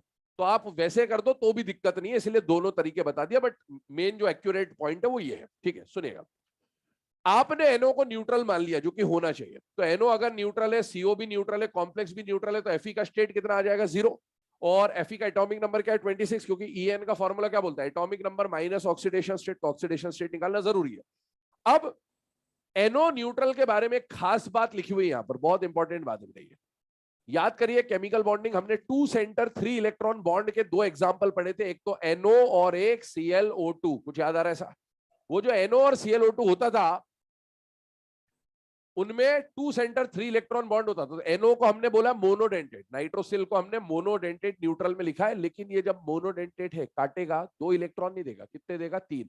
वो जो एक इसका एक्स्ट्रा इलेक्ट्रॉन होता था बॉन्ड का वो भी दे देता है। और ये खास बात है, जहां पर हमने क्लासिफिकेशन लिखा था लिगेंड्स का, वहां पहुंच जाइए पहले लेक्चर पे, मोनोडेंटेट में न्यूट्रल, कैटाइनिक, एनायनिक जो लिखा था वहां पर जाइए, वहां पर भी ये बात लिखेंगे ताकि जब पढ़े तो याद रहे।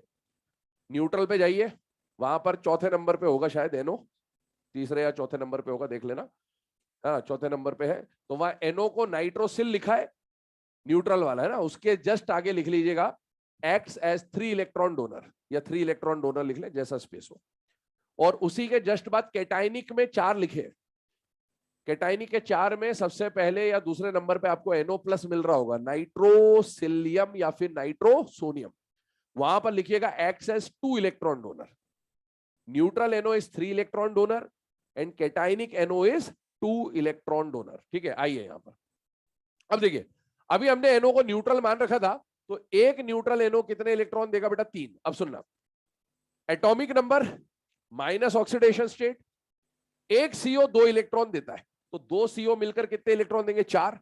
एक NO 3 इलेक्ट्रॉन देगा तो 2 NO मिलकर कितने इलेक्ट्रॉन देंगे? 6। जब आप सॉल्व करेंगे तो एटॉमिक नंबर जो सॉरी EN आ जाएगा, कितना आ जाएगा? 36। आइए, बाई चांस आपने NO को केटाइनिक मान लिया तो क्या होगा वो समझिएगा। आपने NO को केटाइनिक माना तो Fe का एटॉमिक नंबर तो वही है 26, लेकिन CO न्यूट्रल है, NO केटाइनिक है, तो 2 NO पे 2 प्लस चार्ज आ गया, और कॉम्प्लेक्स न्यूट्रल है तो Fe पे कितना चार्ज आएगा? -2। अब अगर मेटल पे नेगेटिव स्टेट आया, इसका मतलब मेटल ने इलेक्ट्रॉन लूज किए या गेन किए? गेन किए, उल्टा होगा। तो यहाँ Fe atomic number minus oxidation state, तो माइनस माइनस प्लस हो जाएगा, ठीक है। और एक CO 2 इलेक्ट्रॉन देगा तो 2 CO 4 इलेक्ट्रॉन देगा, और एक कैटाइनिक NO 2 इलेक्ट्रॉन देता है तो 2 कैटाइनिक NO 4 इलेक्ट्रॉन देगा। सॉल्व करेंगे, आंसर 36 ही रहेगा। लेकिन हाँ, ये समझ में आएगा कि ये 3 इलेक्ट्रॉन है और वो 2 इलेक्ट्रॉन डोनर है, ये खास बात है। अब सुनो, एग्जाम में क्वेश्चन क्या पूछता है, एम्स में आया हुआ क्वेश्चन है, इसको लेके चलेंगे न्यूट्रल वाले को, क्योंकि ये फैक्ट है। बोलता ये है कि अगर यहां से आपको NO हटाने हैं तो NO हटाया, तो क्वेश्चन पूछने का सेंस क्या है कि इसको हटा के इसको लगाना है। उसको कहने का मतलब क्या होता है कि EN को कांस्टेंट रखना है। और उसमें क्या करते हैं, जब अपन किसी लिगेंड को हटाते हैं तो उसके हटने से कुछ इलेक्ट्रॉन का लॉस हुआ होगा, तो जो दूसरा आप ला रहे हो वो भी उतना लाना है कि उतने इलेक्ट्रॉन का लॉस कंपनसेट हो जाए। तो अब बताइए कि अगर यहां से मैंने 2 न्यूट्रल NO हटाए तो कितने इलेक्ट्रॉन का नुकसान होगा? 6। उस 6 को पूरा करने के लिए कितने CO डालने पड़ेंगे? और 3। तो FeCO2 में 3 और CO आएंगे, तो यही तो बनेगा। क्या ये बात समझ में आ रही है? और अगर उल्टा पूछे कि आप CO हटाइए और NO लगाइए, तो बताइए 2 CO हटाएंगे तो कितने NO आएंगे? आएगा ही नहीं। क्या समझ आ रही है बात? क्योंकि 2 CO के हटने से 4 इलेक्ट्रॉन का नुकसान होगा, और एक NO आएगा तो भी 4 को कंपनसेट नहीं कर सकता, और 2 NO आएगा तो भी 4 को कंपनसेट नहीं कर सकता। बट अगर ऐसा हो कि मेटल के साथ 3 CO हो और 2 NO हो, और बोला अब CO हटाइए, तो अब 2 NO आ जाएंगे। क्या ये बात समझ में आ रही है? इस तरह का क्वेश्चन फ्रेम होता है, ठीक है। आइए नेक्स्ट पॉइंट की तरफ मूव कर रहे हैं। अगला टॉपिक है VBT, वैलेंस बॉन्ड थ्योरी, ठीक है। तो बस इसका शुरू का जो स्टार्टिंग पार्ट है वो देख ले रहे हैं। जब हम लोगों ने केमिकल बॉन्डिंग पढ़ा था, अब ये देखो जो VBT में पढ़ रहे हैं इसी से कंटिन्यू होगा CFT आगे भी। तो जो चीजें आप VBT में सॉल्व कर रहे हैं, लगभग वही क्वेश्चन आपको CFT में भी मिलेंगे, लेकिन 2 अप्रोच रहेंगे आपके पास सॉल्व करने के, और कब किसका कौन सा अप्रोच लगाना वो बताएंगे अभी आपको बाद में डिटेल में। पहले समझ लेते हैं टेबल को। याद करिए, जब हमने केमिकल बॉन्डिंग में हाइब्रिडेशन देखा था तो हम स्टेरिक नंबर H निकालते थे। अगर H का वैल्यू 2 आता था तो हाइब्रिडेशन कौन सा होता था? sp3 आता था तो क्या होता था? sp2। 4 आता था तो क्या होता था बेटा? sp3। 5 आता था तो sp3d, और 6 आता था तो हम लोग क्या बोलते थे? sp3d2। जो काम वहां पर H कर रहा था वही काम यहां पर कौन करेगा? Coordination number. और किस मेटल का कोऑर्डिनेशन नंबर क्या होगा, आई होप ये निकालना आप सीख चुके हैं, कौन कितनी जगह खुद को कटवा रहा होगा। अब अगर मेटल का कोऑर्डिनेशन नंबर, कॉम्प्लेक्स में मेटल का कोऑर्डिनेशन नंबर 2 आया तो उसका हाइब्रिडेशन कौन सा निकलेगा बेटा? sp।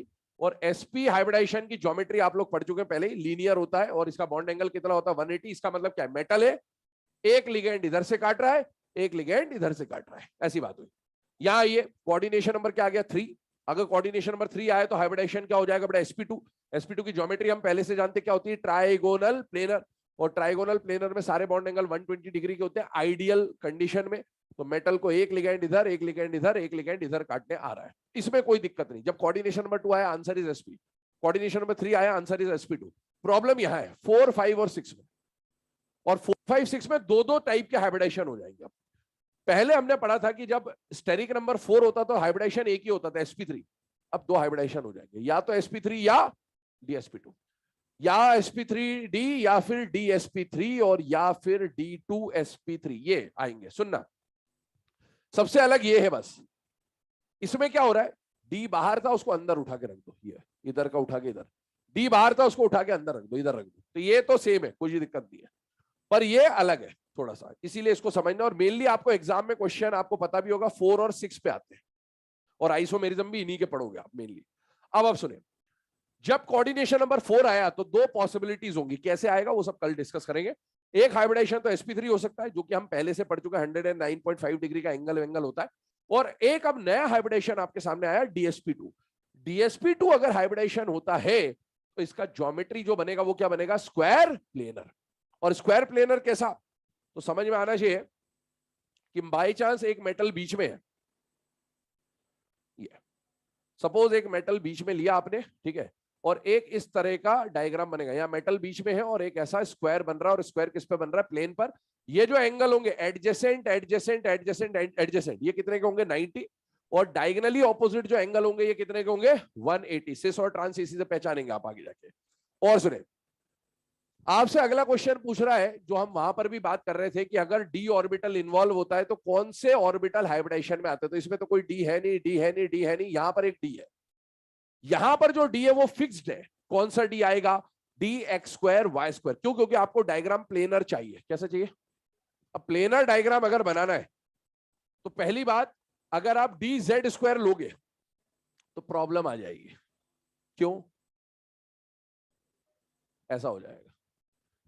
X square y square की अगर मैं बात करूं तो x square y square on the axis बनेगा और प्लेनर होगा, तो इसीलिए वो एक्स स्क्वायर वाई स्क्वायर तो एक हो गया, एस की तो कोई दिक्कत नहीं, एस तो सारे एक्सिस पे होता है।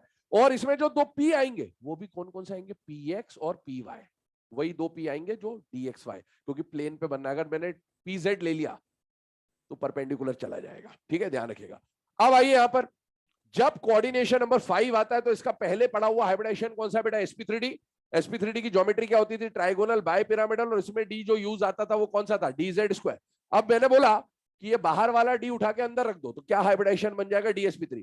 देखो इन दोनों का हाइब्रिडाइजेशन भी अलग था और इनका ज्योमेट्री भी अलग था, लेकिन इनका हाइब्रिडाइजेशन भले अलग हो, ज्योमेट्री सेम है, ट्राइगोनल बाय पिरामिडल, और ऐसे इनका भी होगा।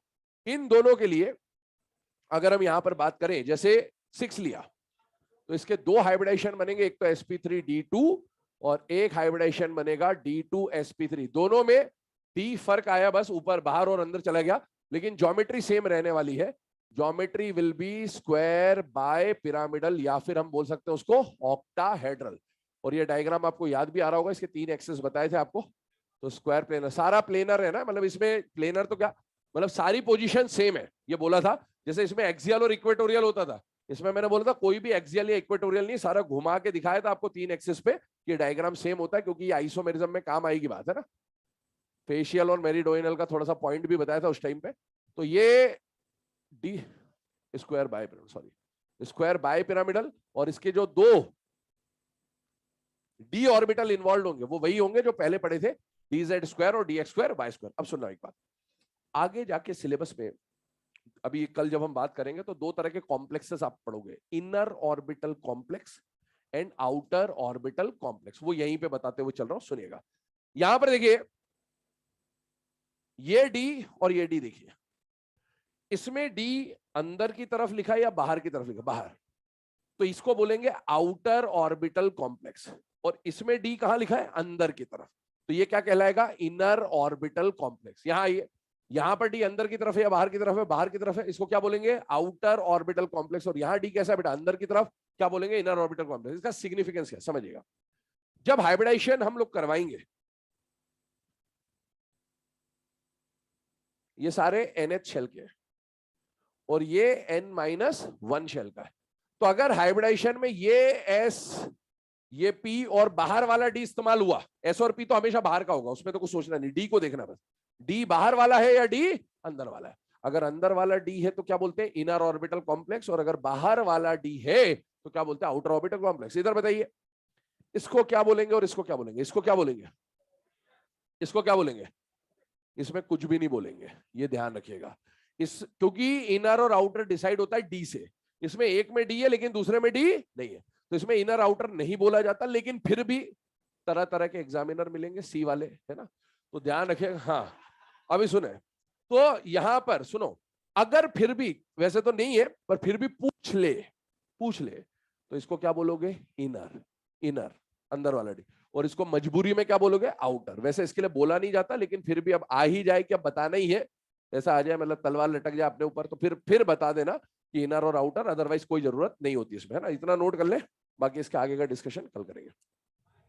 अच्छा, कल मॉड्यूल में कुछ पॉइंट है, पेज नंबर 110 लिख के आना उसको, पेज नंबर 110 मॉड्यूल नंबर 5 लाल कलर का मॉड्यूल होगा, उसमें चैप्टर मिलेगा कोऑर्डिनेशन केमिस्ट्री, पेज नंबर 110 से शायद वीबीटी देख लेना, मतलब टॉपिक शायद 110 है, मुझे सुबह बताया था मैंने, इसलिए मेरे को याद है, शायद 110 है।